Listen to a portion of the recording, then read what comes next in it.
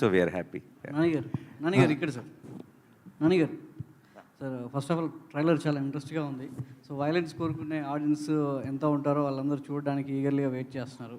చాలా ఇంట్రెస్ట్గా కట్ చేశారు. అయితే నాని నుంచి ఇలాంటి వైలెన్స్ సినిమా వస్తుందనేది టీజర్ నుంచి చూపించారు, కానీ ట్రైలర్లో ఇంకా ఎంత తీవ్రత ఉంటుందనేది చూపించగలిగారు.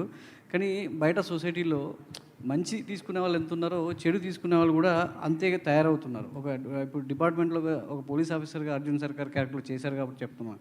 రీసెంట్గా ఒక ఇన్సిడెంట్, ఒక సినిమా చూసి ఇన్స్పైర్ అయ్యి తన వైఫ్ని ముక్కలు చేసి కుక్కర్లో ఉడకబెట్టే స్థాయికి సినిమా చూసి ఆ ఎఫెక్ట్తో అలా చేయడం జరిగింది నేరాలు అనేది. సో సినిమా ఎంత ఎంటర్టైన్ ఇవ్వాలనుకున్నా ఇలాంటి వైలెన్స్ సొసైటీలో ఎలా తీసుకెళ్తుంది ఈ మూవీ ఆడియన్ థాట్ ప్రాసెస్ని ఏ విధంగా మారుస్తుంది? అంటే ఇన్స్టెంట్ మీరు ఎమోషనల్గా తీసుకెళ్లారు, దానికి తగ్గ వైలెన్స్ ఉంది, ఎమోషన్ ఉందని చెప్తున్నారు. ఆఫ్టర్ దట్ ఇది ఎలా ఉండబోతుంది?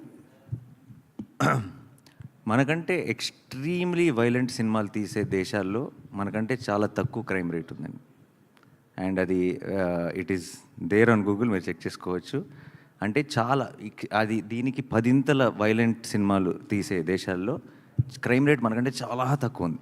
సినిమాలు చేయవండి, అది మన బుద్ధి సరిగ్గా ఉండాలి ఏ విషయంలో అయినా సరే. అండ్ సినిమాలో మీరు ఓవరాల్గా నేర్చుకోవాల్సింది ఏంటి, చెడు చేసిన వాళ్ళందరూ, తప్పు చేసిన వాళ్ళందరూ are having a bad finish in the film. ధర్మం కోసం నిలబడినాడే కదా చివరికి గెలుస్తుంది. అలా అయితే అసలు సినిమా అన్నది it is obviously we have a responsibility. And ఆ రెస్పాన్సిబిలిటీ మేము అది ఎంత అప్లై చేసామనేది మీకు రేపు సినిమా చూసినప్పుడు అర్థమవుతుంది. బట్ వైలెన్స్ చూపించేస్తేనే సొసైటీ పాడైపోతుంది అనుకుంటే దెన్ మీకు there are lot of other films. ఇది ఒక జానర్ ఫిలిం ఇది కనీసం, బికాస్ దీనికి ఇట్స్ అ క్రైమ్ థ్రిల్లర్, దీంట్లో వైలెన్స్ తప్పదు. బట్ చాలాసార్లు అవసరం లేని చోట కూడా చేస్తాం. అది మేబీ దాన్ని అడ్రస్ చేయాలి మనం. అంటే కొన్ని క్రైమ్ కేసెస్లో ఇన్వెస్టిగేట్ పార్ట్లో సినిమాలు కూడా క్రైమ్కి దోహదపడుతున్నాయి. సినిమా పేర్లను డిపార్ట్మెంట్ ఇన్వెస్టిగేషన్లో ఈ సినిమా చూసి ఇతను ఇలా చేశాడనేది డిపార్ట్మెంట్ ఎంక్వైరీలో కూడా బయటపడుతుంది. సో అట్లాంటి సందర్భంలో అంటే నాని నుంచి ఇలాంటి ఎక్స్పెక్ట్ చేయము, బట్ ఇలాంటి సినిమా వస్తున్నప్పుడు ఆ లిస్ట్లో ఈ సినిమా పేరు ఉంటే బాగోదు కదా అనిపిస్తుంది. ఇక అది వాడెవడో సినిమా చూసి ఏదో చేశాడని చెప్పి మనం ఏం చేస్తామండి. ఇట్స్ అది ఒక ఇండివిజువల్ వీక్నెస్. అది దాన్ని అది వాళ్ళు ఎతుక్కునే రీజన్. అది బేసిక్గా లోపల ఒక క్రిమినల్ ఉన్నాడు అనుకోండి, ఆ క్రిమినల్ అన్న క్వాలిటీ అది ఎలాగైనా బయటకు వస్తుంది. అదేనా వాడికి ఏదో ఒక రీజన్, వంక కావాలంతే. వాడు వెతుక్కునే వంక అది తప్పితే సినిమా చూడటం వల్ల వాడు అలా చేశాడు అన్నది అసలు ఆ పూర్తి అబద్ధం. అది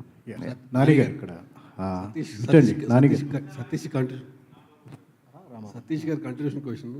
సూక్ష్మదర్శిని అని ఒక వెబ్ ఫిలిం వచ్చింది, దాన్ని చూసి హైదరాబాద్లో సేమ్ కుక్కర్లో మర్డర్ చేశాడు యాస్టీజ్. అట్లా వైలెన్స్ పెరిగిందనే యాంగిల్లో మాట్లాడాడు. దానికి మనం ఏం చేయలేమంటున్నాను. ఇంట్రెస్టింగ్ న్యూస్ మీరు చెప్పింది నాకు కూడా తెలియదు అసలు. ఎగ్జాక్ట్లీ. ఇప్పుడు న్యాచురల్ స్టార్ కాస్త ఇప్పుడు మాకు నేషనల్ స్టార్ లాగా కనిపిస్తున్నారు. ఎందుకంటే న్యాచురల్ స్టార్ మా పక్కన ఉండే స్టార్ ఇప్పుడు నేషనల్ స్టార్ లాగా కనిపిస్తున్నారు క్రైమ్ అన్నట్లు చూస్తూ ఉంటే. మీ ఇష్టం వచ్చిన ట్యాక్స్ పెట్టుకుంటే వెళ్ళిపోండి, నేనైతే నా సినిమాలు నేను చేసుకుంటే వెళ్ళిపోతా. Good sir. Last 1 month back court సినిమాకి ఒకే డైలాగ్ వాడారు మీరు, నాకు ఈ కోర్టు సినిమా నచ్చకపోతే మీరు హిట్ చూడొద్దు అని. ఇప్పుడు ఈ సినిమా కూడా డైలాగ్ వాడుతున్నారు.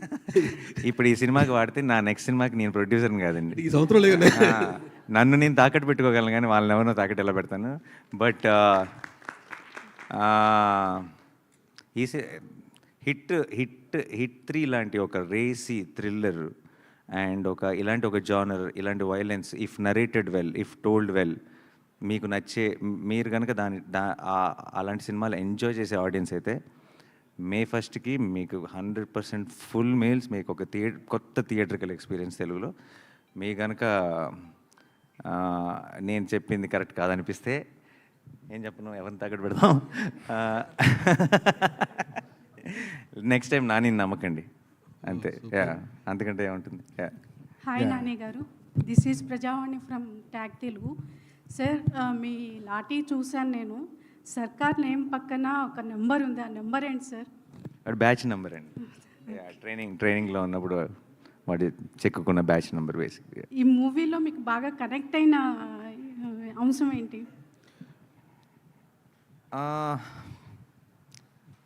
నాకు యాక్చువల్లీ ఫస్ట్ టైం శైలేష్ వచ్చి ఈ ఐడియా చెప్పినప్పుడు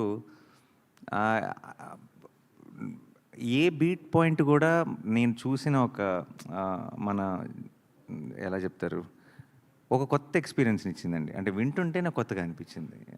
అంటే